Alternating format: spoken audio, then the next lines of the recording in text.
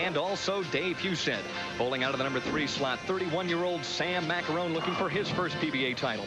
In the number 2 position, it's rookie Purvis Granger, only 22 years old, but very talented. And bowling out of the number 1 slot, it's left-hander Bobby Jacks looking for his first title in over 2 decades.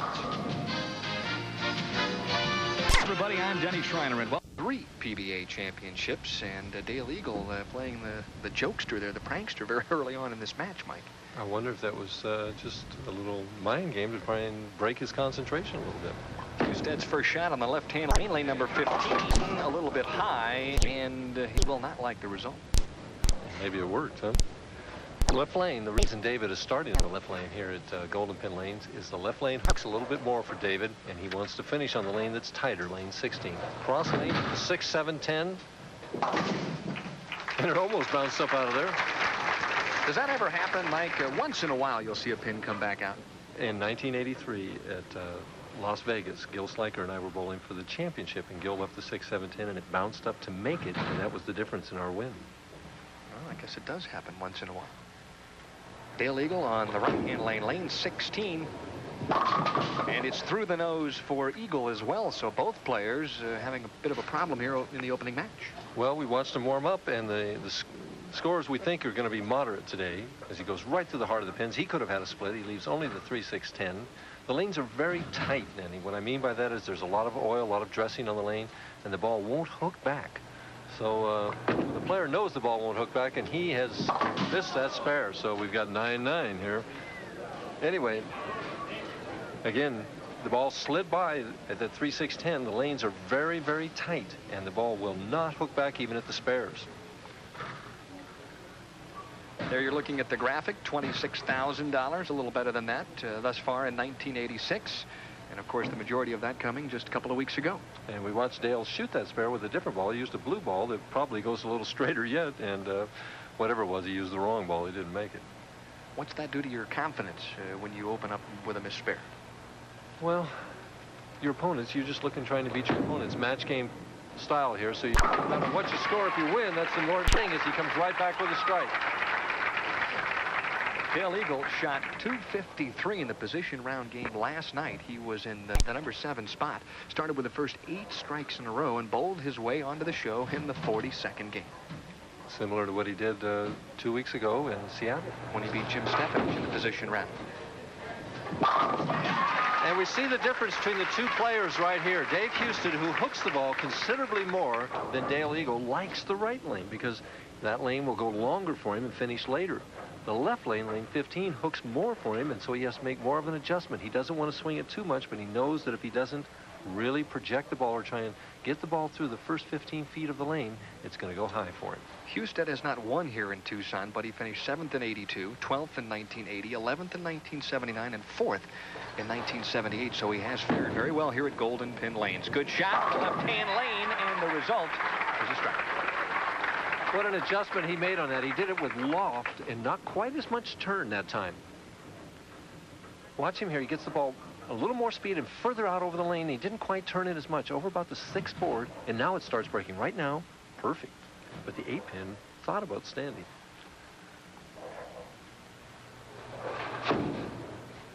Eagle for a double and trips that 4 out of there.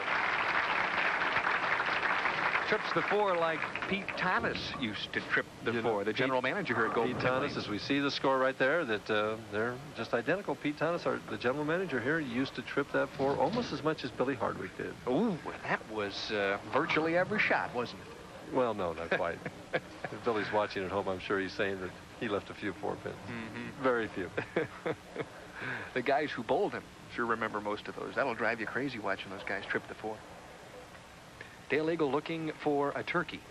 And to take the lead.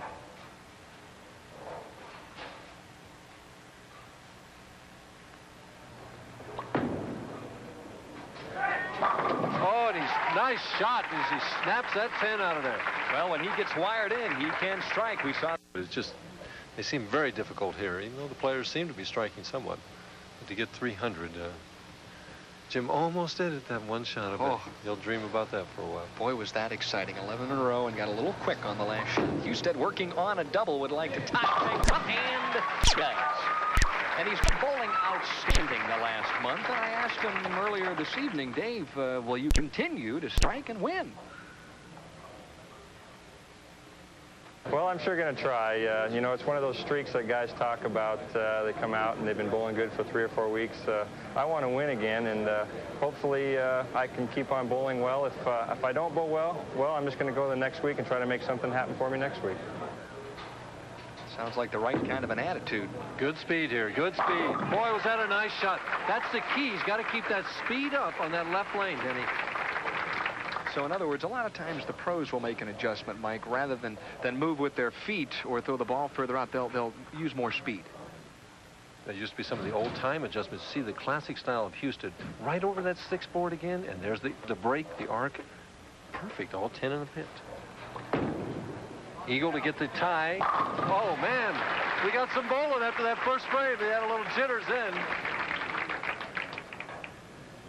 Dale Eagle really has been superb over the last month as well. I asked him what he's changed, what has he done differently to start to bowl well. Well, I've been working real hard on my game. I've been practicing hard. I've been making changes a lot quicker this week. This is one of the weeks where I had to think fast, a lot faster, and when I got in a tough situation, I had to stay a lot calmer, and I had to keep my cool. It was tough because I did get a little nervous at times, but I just try to stay in there and hang in there, and I'm going to give it my best shot today, and they're going to have to come and beat me because I'm going to bowl good. Two very confident players. Eagle to take the lead. Boy, he's there too. Woo! I'll tell you what, no one's going to lose this match. Somebody's going to win it, but no one's going to lose. As Mike and I mentioned, Husted and Eagle coming into this tournament have just been superb. And David appears to be putting a piece of tape into the thumb hole at this point. That's hard to fathom. He's got 4 in a row, made 4 beautiful shots, and he's going to change it. Michelle's wondering about it, too. What about the 4 strikes with the tape? The tape. Now, I couldn't do that. I'd have to take a practice swing to make sure that I would be able to let go of that ball right. That's why I'm sitting back here and he's out there bowling. Now, why, as hot as it is, Mike, why would his hands start to shrink a little bit? Well, it just could be the perspiration, then, that his hand is starting to get a little bit sweaty or something of that nature, and he needed just a little firmer grip in there. Maybe he changed. Maybe he pulled another piece out and put a fresh piece in. I don't know. Good tip for the average bowlers, too. If you're going to change tape once in a while in league play, have some ready to go so that you don't have to take a lot of time getting prepared. Right. Even match right now. We're in the 7th frame. Houston to take the lead, working on 5 in a row. Good speed again. Oh, and it just didn't make it that time. So a bucket on the left-hand lane, and that is not the easiest spare to shoot in the world either. That ball went right over target. It had to be something in his release that he just didn't get out of that ball as clean that time as he had the previous shots. He's got a tough spare in the dinner bucket here, 2-4-5-8. Dave Husted averaging better than 216 per game this week. He's averaging 214 a game, which ranks him 2nd on the tour thus far.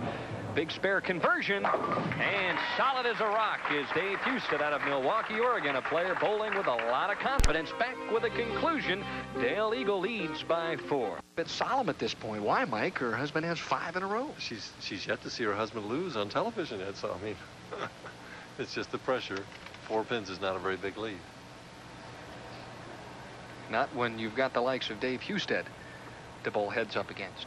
Eagle taking a little extra time on this shot.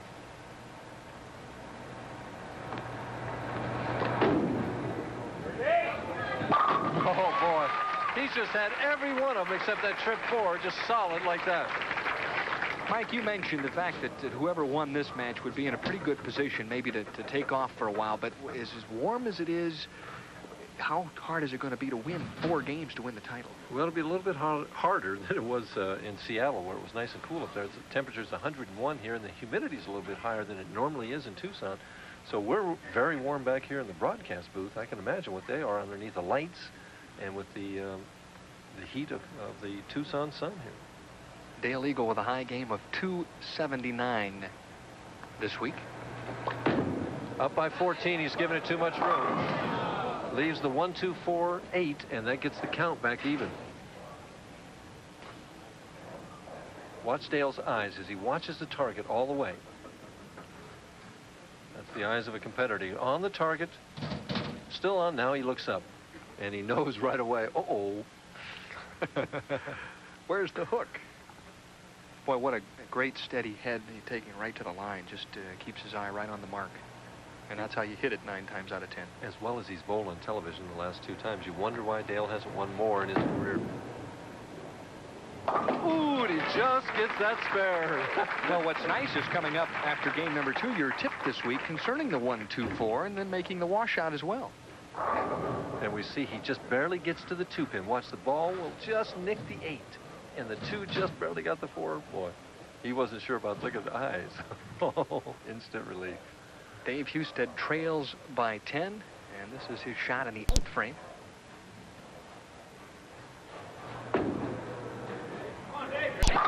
Oh, the 7-pin almost stood. Big shot of the match coming up right now. Husted down by 10 pins.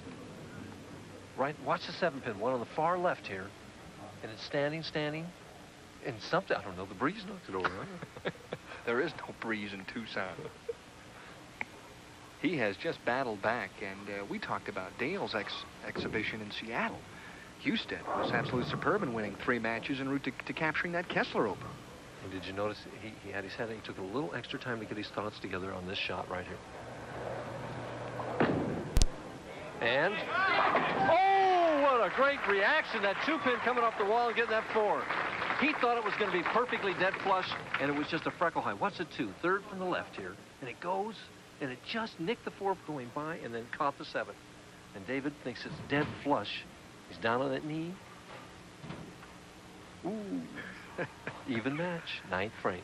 Couldn't ask for a better opening match. Right back.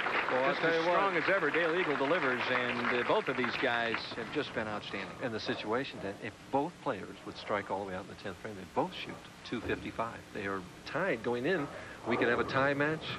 Like I say, nobody's going to lose this match. Somebody's going to miss. If we do have a tie, they would have a 2-frame roll-off, a 9th and 10th frame, just like we're doing now. They just bowled the 9th frame. So we'll see what happens. The player who performs in the 10th frame is the one who's going to win. I don't think either player has been involved in a roll-off. High. Tough spare, 3-6-9-10. He left the 3-6-10 in the 10th frame, or the 1st frame rather, and now he leaves the 3-6-9-10. There's not much of a margin for error to make that either. Very difficult spare, right to the heart of the pins. I don't know whether the lapse of concentration or what, but you see the result, and he's thinking about how to make this. If Dale Eagle would spare here and strike, he would shoot 235. And, you know, during that shot, we heard another ball hit the pins. That was Bobby Jacks warming up over on the practice pair. And I don't think he's got it. Boy, he's all but handed it to Husted. Missing the 3-pin again. Very unlike Dale Eagle to open in the 10th frame like that.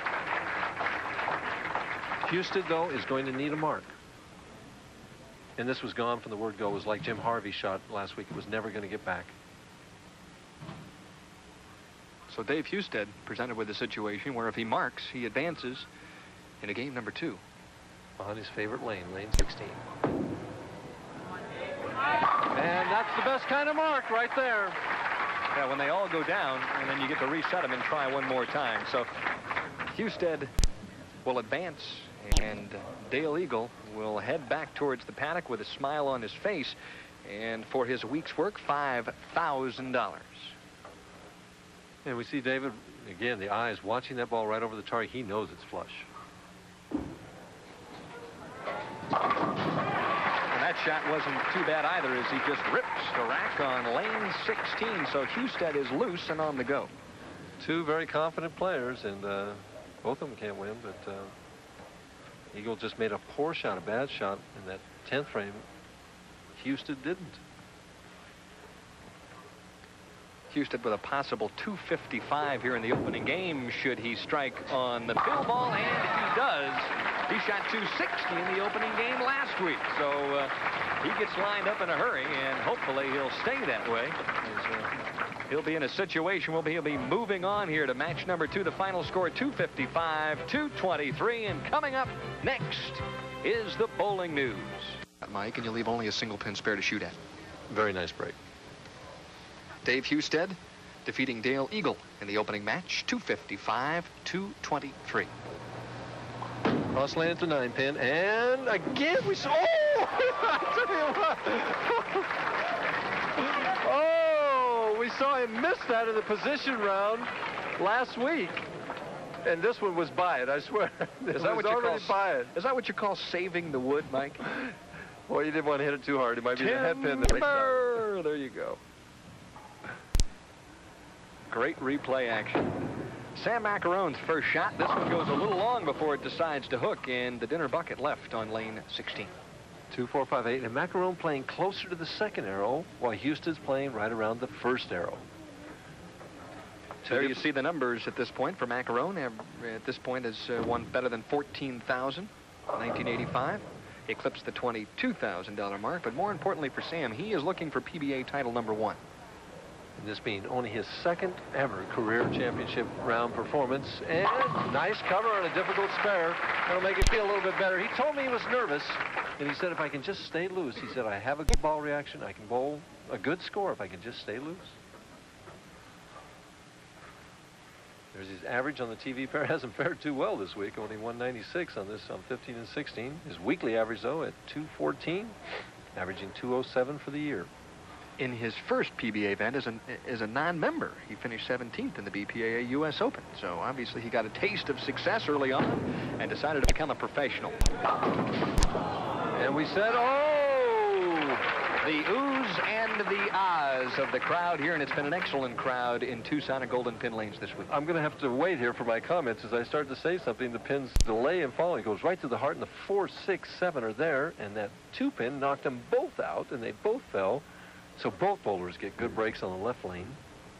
Macarone trying for the 6-pin. Did you used to talk to those pins once in a while, Mike? Well, everybody talks to those pins once in a while. Do they ever listen? Now and then they cooperate, let's put it that way.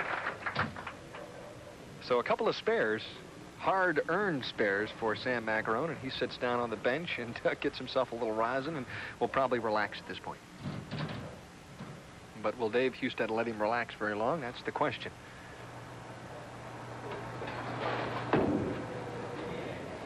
Back on target, trips that 4 out of there. And Lane seems to trip that 4. Eagle tripped it a few times. You see Dave Huston's timing from the side here. Gets that ball in motion. Watch the high backswing. Now he hits his next to the last step, and that ball's right at the peak of his backswing as he hits it there. Comes through with perfect timing. Good follow-through, good finish in the head. See how still the head is right on target. Seems like he's quite a distance behind the foul line, Mike. Is that because the lanes might be a little tighter? He's trying to get himself a little extra lane. Trying for the double, and gets the light hit. It's probably just how he grew up bowling, Denny. I know in some cases when the lanes are a little bit tighter, the pros will try and back off just a little bit to give themselves, heck, all you need is an extra 6 or 8 inches sometimes to carry that 10-pin. It's possible that he is doing that. I should have asked him that question. I didn't think of it. Well, we'll talk to him afterwards, perhaps. So Husted doubles, and Macarone finds himself trailing by 11, but not for long as he slashes the rack on 16. And the difference between that shot and the first frame is simply that Sam was a little more relaxed. He threw it in the same place. He had a better hand release. And what I mean by that is he got his thumb out of the ball and rotated that ball with his fingers and lifted the ball with his fingers, and it rolled back, got that reaction. Sam Macarone had a very consistent week, Mike. His high game of the tournament was only 248, and his low game was 171. So he did it pretty much crossing the house consistently all week long. Cut it down to 1 pin. Right there. Nice shot. Well, he ran it out, and for obvious reasons, Dave Husted leads by 1, and he'll try for a turkey when we come back here in match number 2. Pete's been here a good number of years. This is the 11th consecutive year the tournament has been held here at Golden Pin Lanes. Trying for 3 in a row. Up until that point, Dave Husted had struck 7 consecutive times on the right-hand lane and nearly made it an 8-bagger. Could have struck. Ball was well delivered. Excellent shot. Just the pins just didn't fall the right way to get that 7-pin out of there. Is it a bad break, Mike, when you throw a light shot like that and rip the rack and you don't carry the 7? Do you consider that a bad break? Definitely, especially if I throw it with as much power on it as Dave Husted does, which I never did, so. Yeah, but you never missed a pocket that wide. You used to just stuff it in there. Yeah. Mike, you know, you've taken a good look at the finals period here this evening. What were they like last year when you bowled out of the top-seeded position? I know you didn't have much success. Well, I liked the right lane a lot. The right lane was swinging back for me last year, and it was just the opposite. It seemed to be this year. The left lane seems to be hooking more. This year, the left lane would come back for me, yet it still wouldn't hold. I had a lot of trouble. I got 2 4.9s on that left lane last year. Back in the pocket. Ooh, and the first solid 10 we've seen. I'm sure there were a bunch of them left this week, as there are every week on the PBA Tour. Watch the 6-pin, second from the right. See how high it goes. And it stayed nice and low and still went right on that 10-pin. So far in 1986, Dave Husted with 4 TV finals. He has made the top 24 on 11 occasions and cashed in 15 out of 20 tournaments. But he trails by 1 here. Sam Macarone working on a double and shooting in the 5th. Macarone, again, has a nice ball reaction on the lane. The thing he has to overcome is the nerves.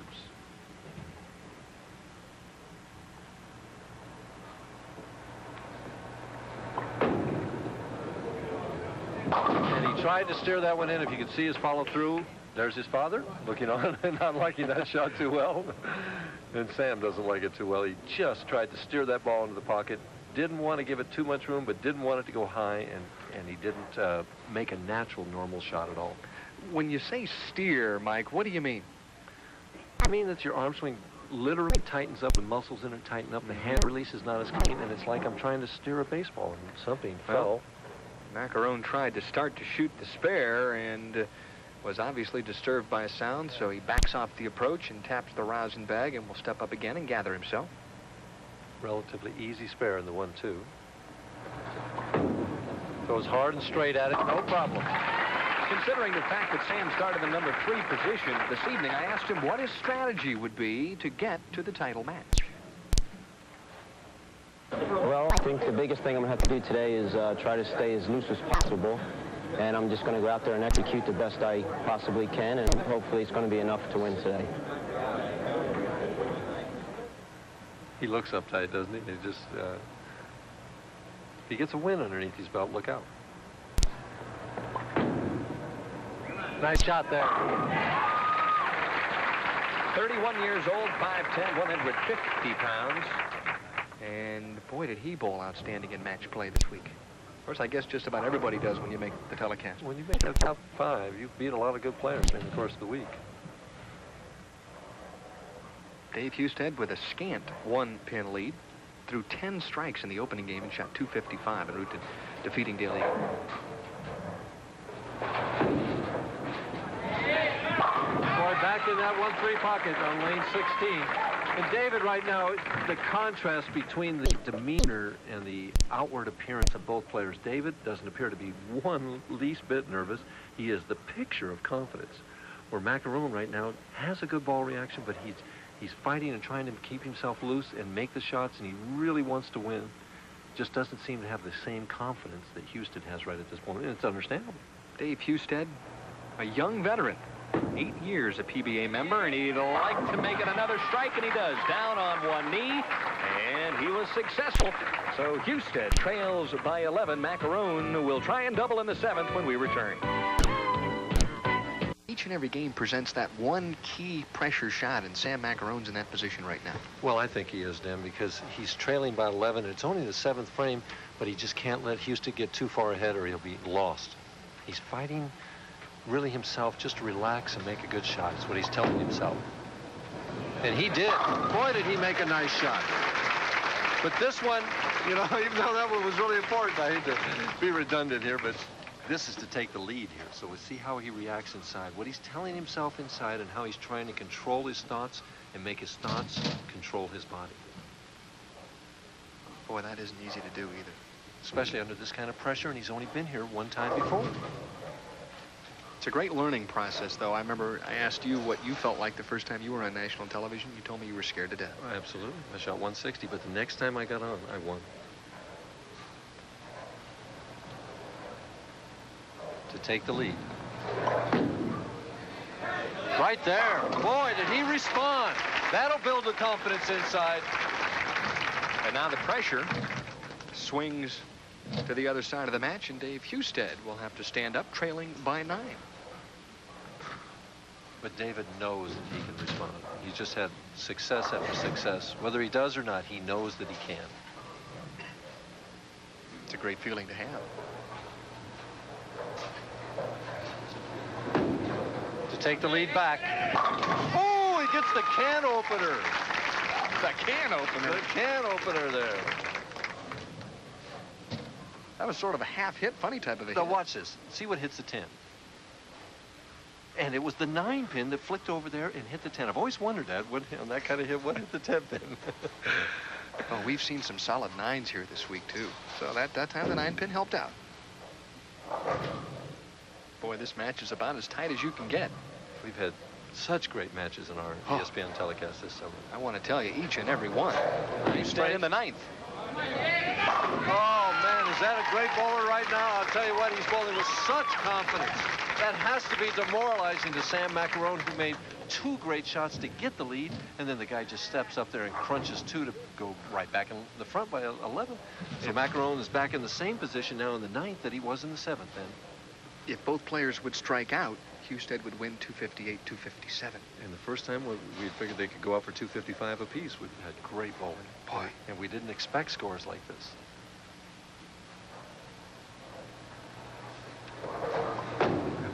To keep in the match. Oh, responding wonderfully. Had half pocket hit and it snapped that 10 pin right out of there. 1 pin going into the 10th frame. His career championship record was 1 win and 1 loss. So the track record, there really wasn't much you could derive from that. However, this evening, Sam Macarone has come to play. This is to take the lead. Again, we said in the first match that the player that performed in the 10th frame would win, and of course it's going to be true here too. Eagle didn't perform very well. Husted did. Blows that air out to take that breath.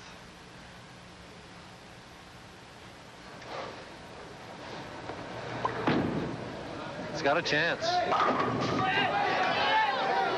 Oh, Macarone begging and pleading for a little help, but he stayed 10 pin makes the difference. Then he was right on line, just a hair soft. Watch the 2 pin, 3rd from the left, goes to the wall, gets the 4 pin, and the 4 pin rolls over and almost gets the 10, but it doesn't. Just kind of runs out of room.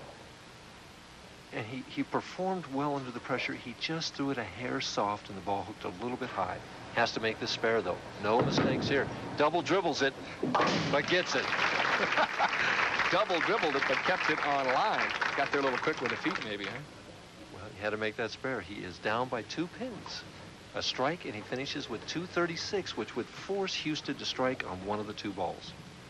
Sam Macarone is averaging 218.5 in the championship round, and if he shoots 236, you'd think that'd be enough to get yourself a W. He can't fault himself. He performed well.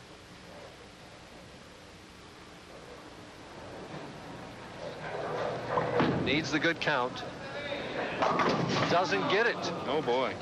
4, 6, 7 finishes with 233, meaning Husted is going to have to fill 16 pins in the 10th frame to win.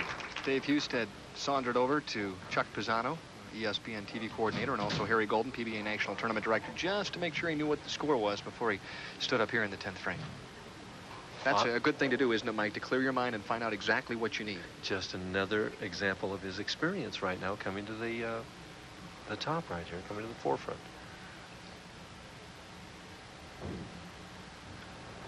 The best kind of mark again. Well, one of the players warming up just down the way threw a shot right in the middle of Dave Husted's approach. He struck and sort of pointed that way, and it's not easy to keep your concentration, but Michelle, his wife, is very pleased that he did. Husted wins his 2nd match of the night. He's going to shoot 250 again if he gets one more strike. Does that mean he's locked in? What gives you your first clue? Oh, yeah. Now, that's what you call a PBA buzzsaw right now. And if you're waiting in the wings, as Harry Golden likes to say, it's not much fun to see a guy average 250 the first 2 games and know that you got to bowl him next. All you can think is well, he's done it. He can't keep doing it, is what you think. Sure. Hey, he's been doing it all summer. So the final score, Dave Husted winning 247-233. And coming up next, in just a moment or so, we'll have something interesting for you. But that's the conclusion of match number 2. First appearance on national television. Very upright stance, 5-step, classic delivery, a little bend forward. There's short backswing, and out well over the lane. Usually what you see with that short backswing like that, Dan, is a guy is very accurate. It's like a la Roy Buckley used to have that real short backswing, and the guy usually is very accurate when he does that. Purvis Granger with the best match game record of our 5 television finalists. He went 16-8, and boy, does he have his hands full here this evening with Dave Husted. And he's allowed Husted to finish on the right lane again. And Husted, again, seems to need a shot to get warmed up. And a little soft and a little direct with that shot. Fortunate that he only left the 4-7, and he knows it. I think his opponents would rather have him start with a strike. Every time he starts with a spare, that's about the only one in the whole game. After that, it's all strikes. Cross lane at the 4-7. Has it with no trouble. Husted, in 8 years on the PBA Tour, has now earned better than $437,000, better than 61 this year, and he is looking to add to that total here this evening. And we get our first look at Purvis Granger, who we know has to be nervous. His first time on national television. Throws the ball probably slower than any of our other players. But these rookies come out nowadays, Dan, and they just say, television, what's that? And just start striking. Oh, he looks like he's scared to death out there. Yeah, doesn't he?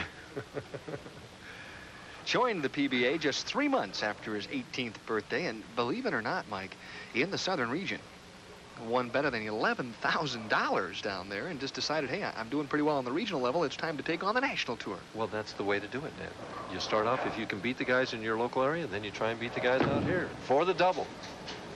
Boy, that slow speed, the ball just rolled back solid. Purvis Granger, only 22 years of age, and his opening 2 shots couldn't have been any better. I don't know, maybe these guys, young guys, just don't hold the other guys in awe anymore. Well, it's called having the solid nerves, Mike. Is that what it is? Yeah. Remember when you used to have those? No, I don't remember.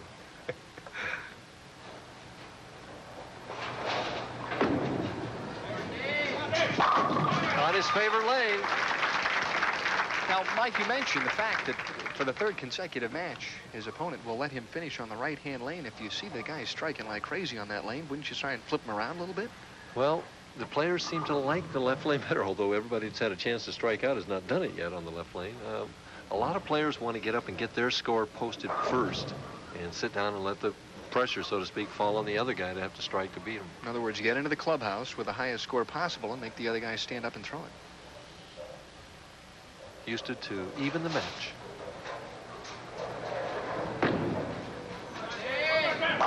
And just blows them apart. Dave Husted had a great year in 1982, won better than $100,000, finished second that year on the money list only to the great Earl Anthony. Struggled a little bit in 83 and 84, but has come back like gangbusters. Well, ever since he won last year the final tournament, the Touring Players Championship out in Saginaw, Michigan, that seemed to be the confidence that he needed to allow his talent to come up.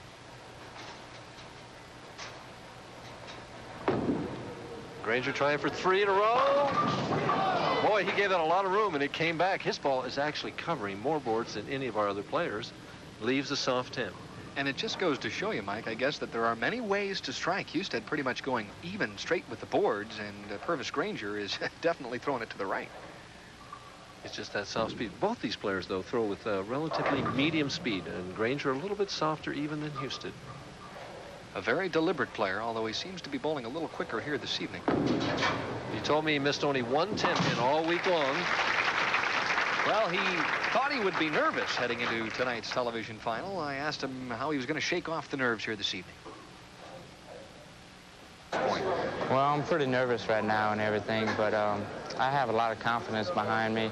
And I think I'll do real well, because all I want to do is concentrate on making good shots. And if I could keep that in the back of my mind, I think I may win.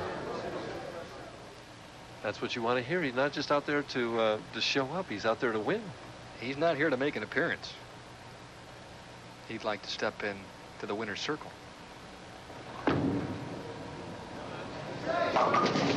And that soft speed got him in trouble that time. He thought that ball was flush, and it just, the left lane again, hooking a little bit more, right through the heart of the pins, the 4, 6, 7.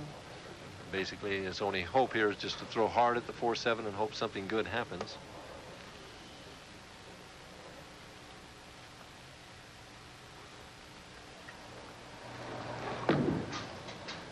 Well, he'll get 2 more. But his first open of the match. And Dave Husted will come back working on a double and leading. I really did, you're honest. You told me he just nailed the pocket all night and couldn't get a strike. Right. Well, he got 1 double, but fortunately enough for you, I edged into a victory that time. Husted trying for 3 in a row.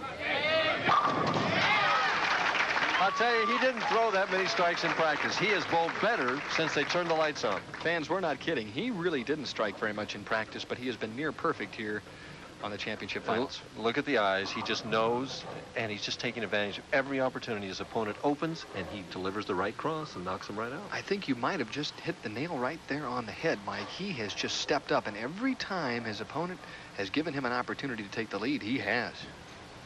Plus, he's also responded when his opponent put the pressure on him. He can't bowl any better than David's bowling. And he's getting good breaks, too. Michelle, his wife, almost fell off the back of her chair. Dave looks up, runs off the approach, and says, "Why me?" Watch this. See if we can see what hits the 4-7 here. 3-pin went to the sideboard and hit the 6, and the 6 came over and hit both the 4 and the 7. Who was it that coined the phrase, "I'd rather be lucky than good"? Well, but when you get them both going, oh my. When you have them both going, that's what I'd rather be, yeah.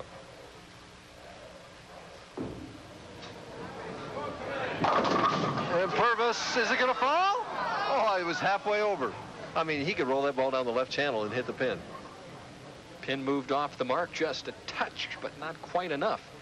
It's amazing how far those pins will lean back and forth, Mike, and not fall down. Well, we're going to get a look at it right here. Watch that 7-pin. Pin hits it, and it is halfway over. It's got a flat bottom on it, I'll give it that.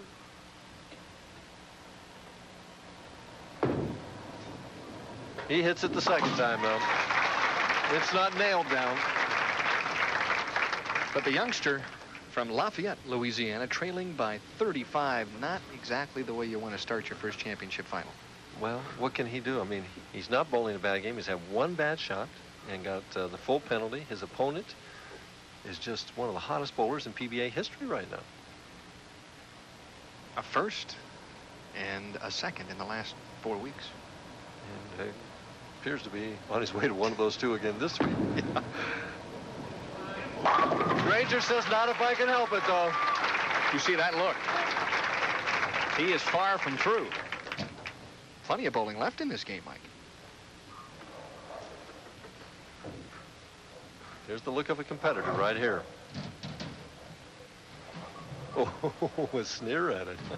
That's a Rocky Balboa look, isn't it? That's a right cross just about ready to be delivered. Husted looking for 5 in a row. He's been dynamite on the right-hand lane, and guess what? He is just lined up on lane 16. I think maybe Dave would like to take that one along on the tour with him.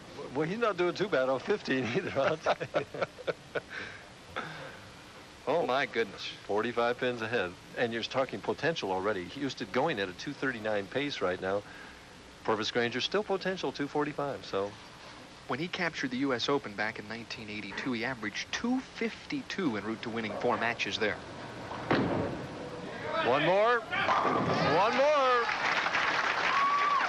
Well, Dave Husted not giving Purvis Granger any room whatsoever to breathe. He leads by 55. Purvis Granger standing up in the 7th would like to double, trails by 55, Mike, but he's still not out of the match. Well, if he doesn't strike here, he's going to be, though. Gave this one a lot of room.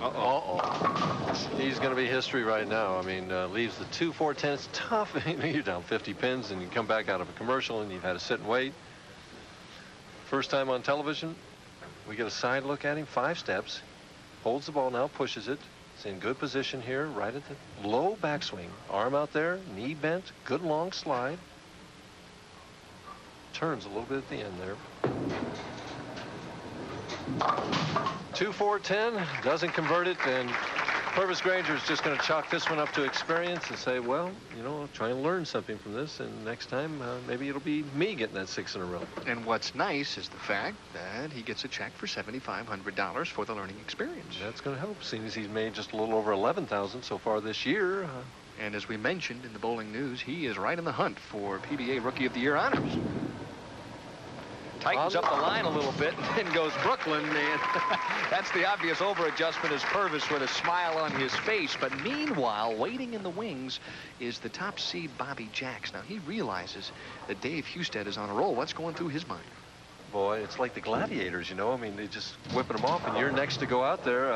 I wouldn't want to face him at this point. Not the way he's bowling. And carrying. Michelle obviously agreeing with that shot. Yeah, I couldn't quite read her lips. Could you there? I think it was something like, keep striking, Dave. Please. As we mentioned, a young veteran, been out here 8 years. I had an opportunity in 1978 to watch Dave bowl his very first tournament, PBA National at the MGM Grand Hotel in Reno, and he made the finals. A number of us were standing back watching this young man in that tournament. And realizing that someday he would be a PBA champion. Thing of beauty to watch. It really is pretty.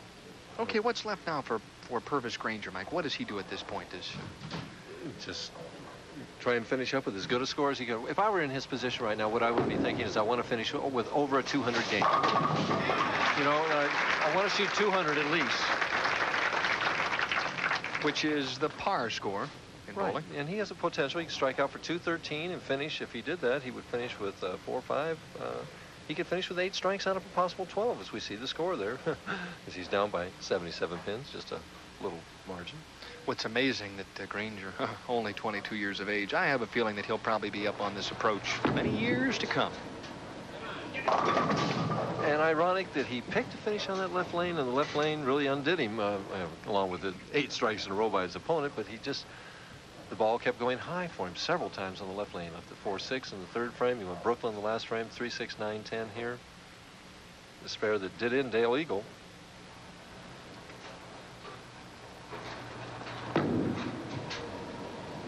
Purvis have a little more hook than Eagle and makes that spare. So if he strikes a possible 189, which obviously is not what he had anticipated or hoped for, but as Mike mentioned, the first time on national television really is tough on your nerves.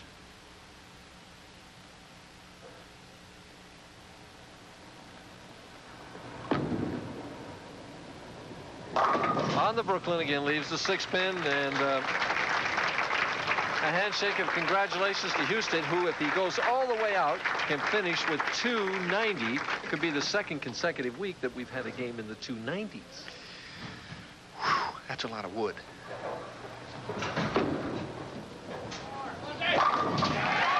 He's just making it look so easy. Really, folks, this game is not that easy. It almost looks like an instant replay. Everyone is. He just keeps throwing all of them the same. Art Trask is back here saying, yeah, this game is not that easy. And Art had a fine week this week, our statistician for this evening's telecast. Chuck Pierce, our normal statistician, is working the bowling camps this week, the junior bowling camps. And, of course, Butch Soper in the truck, putting all the numbers together. Not an easy task. And once again, the half hit as Husted has the crowd riled up here at Golden Pin Lanes. Tender touches. Billy Whaley used to say the 6-pin goes over to the sideboard and just nudges out that 10-pin. If he strikes, it's a big 290. And Purvis can always say, hey, my first time on television, the guy shot 290. What am I supposed to do? Did he? Oh, yeah. Well, Bobby Jack certainly has his work cut out as Husted waves to the fans. Title match is coming up in just a moment. Hang on to your seats. Husted shoots 290 in the semifinal game. Holds the ball very high. Watch at the finish. He has no slide. He plants that right foot and kind of shovels the ball off of his hand. He's been able to play the extreme outside angle this week and said that the lanes have been the same for him every single day of the tournament. He's loved them. But right now, as he finishes up his practice, if I had to assess this final match right now, I don't think that Bobby Jacks has a chance. Now, I mean, that probably ensures that he's going to win, but I don't think he has a chance. I've watched him in practice, and he has not struck in practice. Dave Houston is averaging, what is he averaging? 260? 264. 264.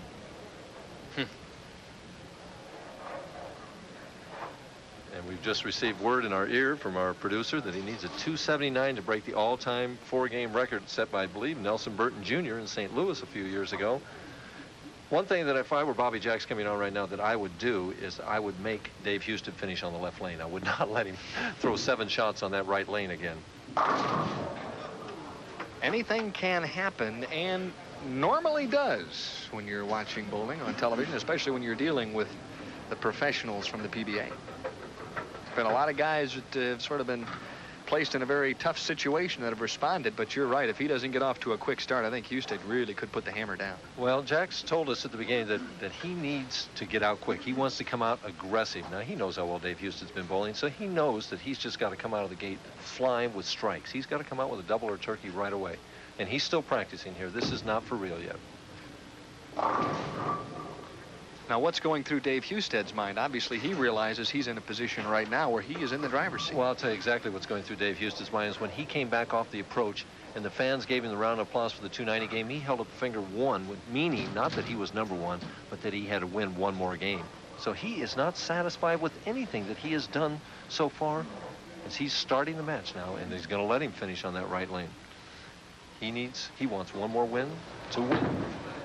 First shot, championship match, and the result is the same. And that's the 12th strike in a row, which is the old Andy Varapapa 300. And for those of those at home that don't know what an Andy Varapapa 300 is, comes from the great player from the East Coast. Andy Varapapa used to count every time he had 12 in a row, whether it was in 2 different games. He counted it as a 300 game, and that's why he had 80-some 300 games. You got to get a break once in a while. 80-some 300 games? Wow. Bobby Jacks with his opening shot, and the pressure is on. For the first frame, the pressure is on. And he responds out of New Orleans, Louisiana, 39 years of age, and I mentioned the last time he captured a PBA championship was back in 1966. And he won 3 in that year, 2 of them back-to-back, at 19 years of age. One at Buffalo and Waukegan. Solid in the 1-2 pocket here. Almost leaves the 10-pin, but the 3-pin got it. Bobby Jacks averaging 219 was the leading pin getter in this week's tournament.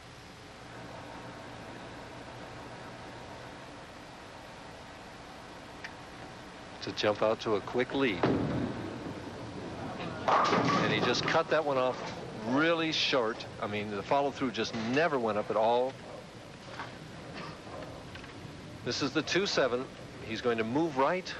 Well, what I would recommend is move right on the approach, try and hit the 2-pin on the left and deflect into the 7.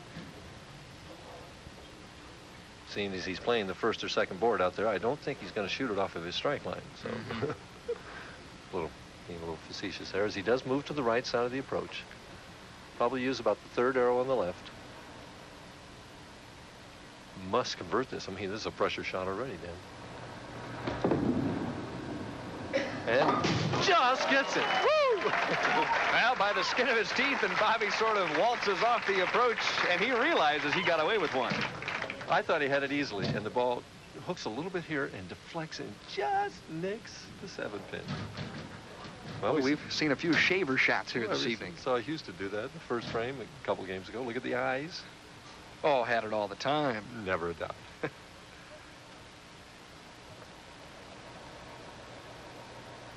Husted looking to double in the second. Right-hand lane's been all his. High, but he trips off the 4. And when you've got that kind of action going, Mike, you've got it on a roll. Watch the 2-pin, 3rd from the left. It goes to the sideboard, comes back, and the butt of it gets the 4-pin, and head gets the 7. We've mentioned in previous weeks that Marshall Holman, Walter Ray Williams, Steve Cook, those are the 3 players that involved at this point in the Bowler of the Year and Player of the Year race. But there's another guy throwing his hat in the ring. Well, right I now. think, yeah, it's a 5X Stetson, I have a feeling. He's going to toss it right in there with the rest of them. His opponent in this game, Bobby Jacks, is our first left-hander on our ESPN telecast since the doubles. Which was week number 2, but the first week for the touring pros, and another mistake, but once again, Husted gets away with murder. Threw it through the nose and only leaves the 10 pin. He's getting the breaks. It goes right to the heart of the pins. Could have been a big split. The head pin or 2 pin was, I couldn't tell. Goes over, almost gets a strike. Is it going to fall the second time? No. The way things are going for him, I thought maybe it would fall in the replay. Well, he is leading by 9. But the ever-resourceful Bobby Jacks will step up in the 3rd. He struck on the right-hand lane, his opening shot. As a matter of fact, it went flush. One thing I've noticed, too, in practice, Bobby used a ball that he used all week long, and he is not throwing it right now. Well, he told me the ball that he used all week long normally hooks more than this ball, but today, this ball's hooking more. So you figure out the game of bowling. It's hard to do sometimes.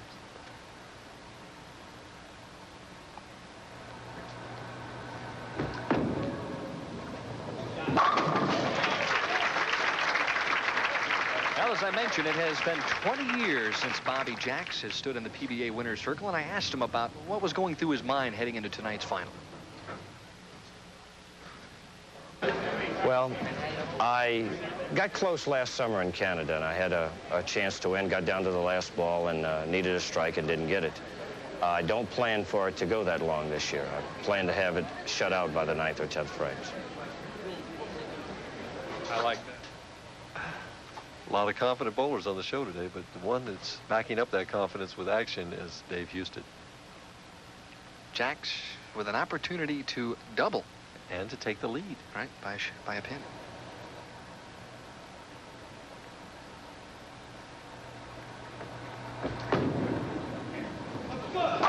And he does! Well, never say die. Bobby Jacks has answered the call with a double in the 3rd and the 4th, and we'll be back. Dave Husted, and interestingly enough, I was just thinking, Denny, that this is the only game that Dave Husted has opened with a strike. Maybe that's a good omen for Jacks. Speaking of strikes, he has struck 30 out of 36 balls. Unbelievable. Excuse me, 31 of 37. And he might strike all of them if he can bowl them all in the right lane. Can you imagine, though, the first 3 games, he had 28 strikes. That is better than 9 a game. Only a possible 12, you know, I mean. That's like going out in a golf tournament shooting 65, 65, 64, and then whatever in the final round. And still having to perform to win on the final round. That's right. To take the lead back. It's high again. On the crossover. 2 bad shots in a row on the left lane, and Dave seems to have lost a little of the magic. No penalty. But his confidence has to be shaken a little bit on this left lane that hooks earlier for him, and he has just thrown the ball poorly both times. Gotten good breaks, leaving only the 10 pin. Has that spare. But Jacks has his opportunity right now, Dan. Jacks with a double in the 3rd and the 4th leads by 1 and could make that an 11-pin lead should he strike on lane 16. Bobby Jacks has been perfect on lane 16 here in the title match. Stands 5'7", 155 pounds, 39 years of age. Kidding Mike Durbin that he doesn't think he'll have a 40th birthday for quite some time. Taking a little extra time on this shot, so important.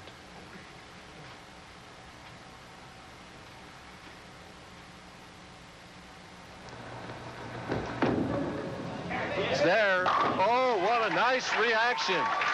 Boy, is that responding to the pressure.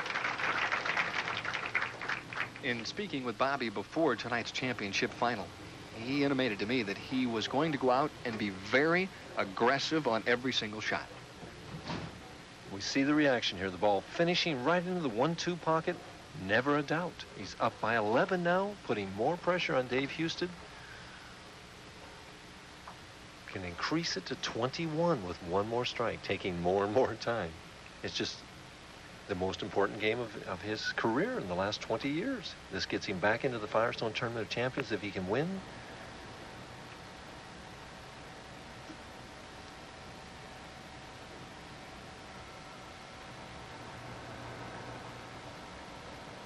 Oh, he's aiming a long time this time.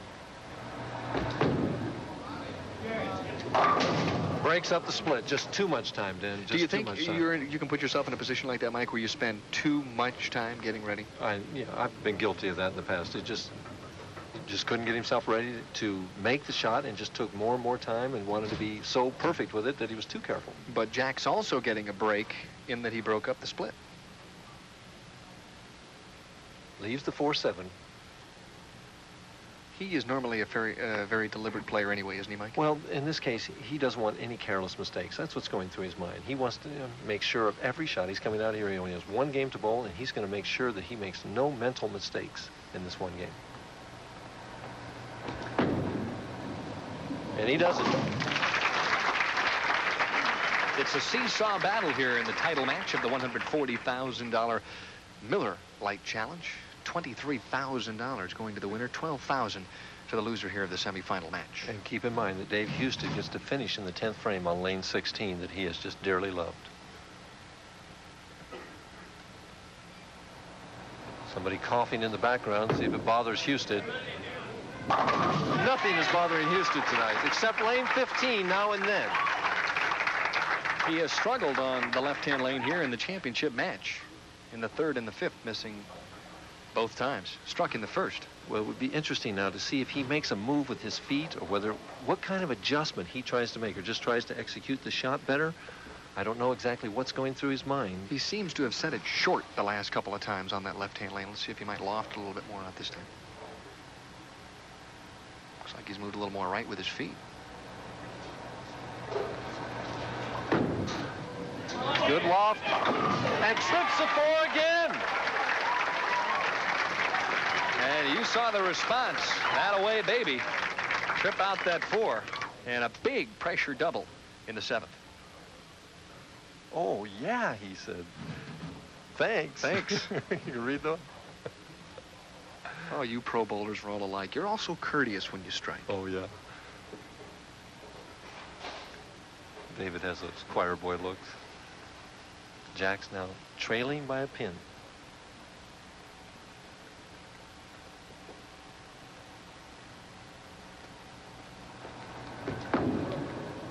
Right lane going high on the Brooklyn. He says, all right.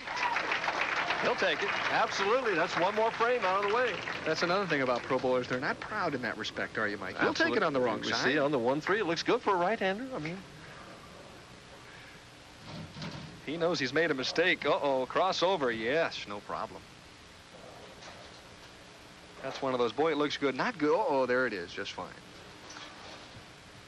One pin separating the 2 players, 3 frames to go. I've noticed, Mike, that Dave does not watch his opponent. How did you used to react to that? Did you used to watch him play? I did both. Oh. When you were ahead, you watched, and when you were behind, you looked at. No, sometimes I would try not watching. Other times I watched. 8th frame to take the lead.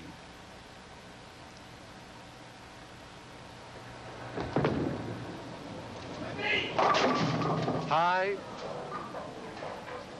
There's where the shot that was short. He just did not get that ball over the foul line. When we say short, we mean that he didn't get the ball far enough out on the lane, that it was just set too close to the foul line, and the ball ran high, and he knew it. Again, the 4-7, the spare that he converted a couple of frames ago. Bobby right here, no slide, and the ball almost set down. It looked almost behind the foul line, didn't it, Dan? Mm-hmm. And the follow-through going way to the left. Uh-oh. Ooh, he's got it. Bobby looks up. He was a little worried. I'll tell Taps you. the pacemaker there. But Houston going to lane 16, his favorite lane, leading by 1, and has the match in his grasp. I mean, to put it away almost if he can strike a couple times here.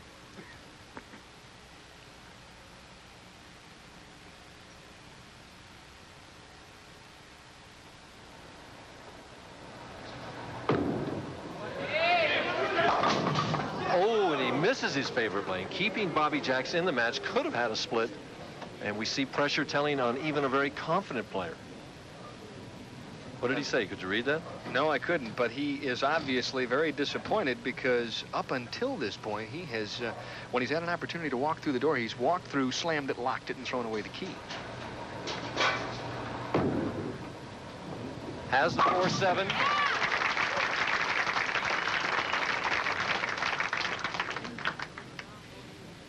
There we see it. 1 pin separating the 2 bowlers with 2 frames to go. Houston been having trouble on the left lane, has been high. 2 consecutive frames and got a high strike the last time. Needs a strike in the 9th frame here to set up the big finish for the 10th. Both players beginning to feel the pressure. And when the pressure's on, that's when it's hardest to keep your speed up sometimes. Very little time. Good speed and good shot. Very relaxed shot under a pressure situation. Husted reacting and realizing that he's put himself in a position to perhaps win with a beautiful shot in the 9th. And that half pocket hit, you see that 6-pin snap out the 10. You know that he had the good hand release and the good finger lift. Bobby Jacks, his fate in his own hands. If he strikes in the 9th and all 3 in the 10th, he can shoot 238, and there's nothing that Dave Husted can do. Bobby Jacks took over the lead in this tournament after the 2nd game of the final round of match play last night and held on to it for dear life.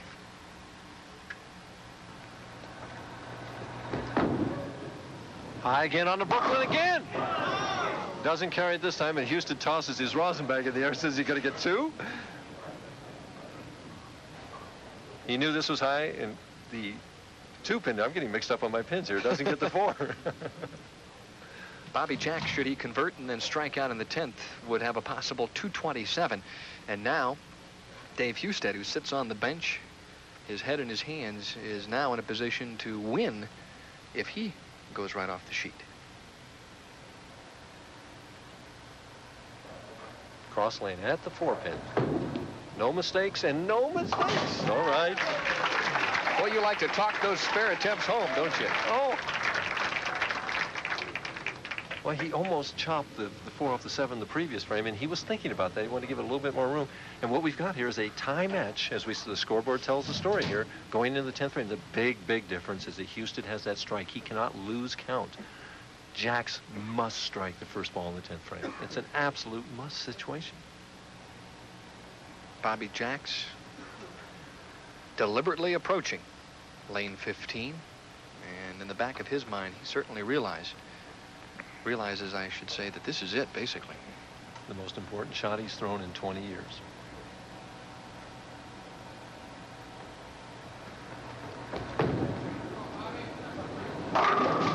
Through the nose again, leaves the 4-7 one more time, broke up the split. Same shot as the 8th frame. Puts himself 2 pins behind. It's just hard. The lanes are tight. He can't give it any room. He wanted to throw it at the pocket. He just pulled it a little bit. His reaction has been to go high, Mike, rather than to send it a little bit. Well, the lanes again are slick on both sides of the lane, left and right. And he just doesn't throw much hook to begin with. He didn't want to give it a chance that it wouldn't get back. You can't strike if you don't hit the head pin.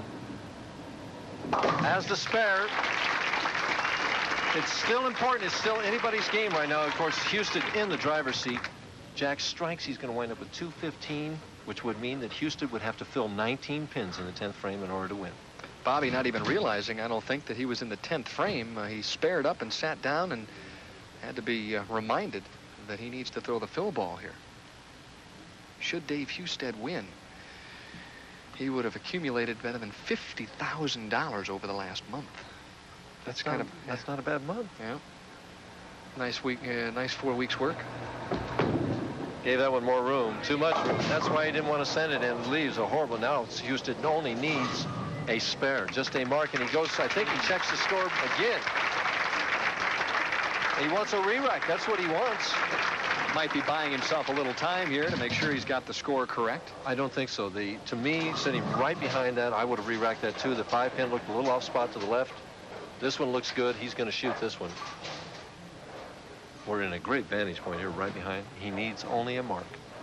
210 for Bobby Jacks, who had 1 double in the match in the 3rd. Well, make that a turkey in the 3rd, 4th, and the 5th.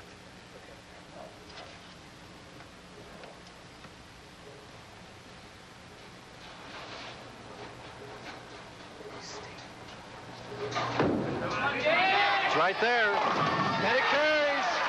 Oh, my, the slide right off the approach, and Dave Husted has captured his second PBA title in a 4-week span, and he is drained right now, literally drained emotionally. He has come from the number 4 spot and worked his way all the way up the ladder. And again, his experience showing he's going over checking to see if he needs to even throw this next shot or needs to stay behind the foul line and not throw it in the channel. Moves in right down the second arrow.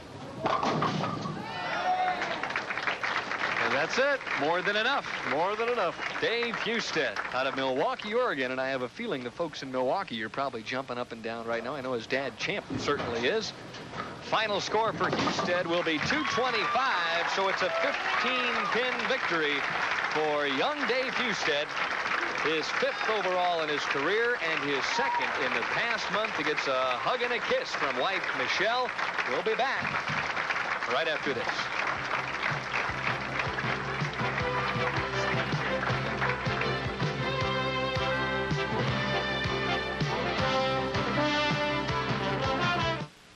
The upset of the mark he needed to win. Watch his eyes, his reaction.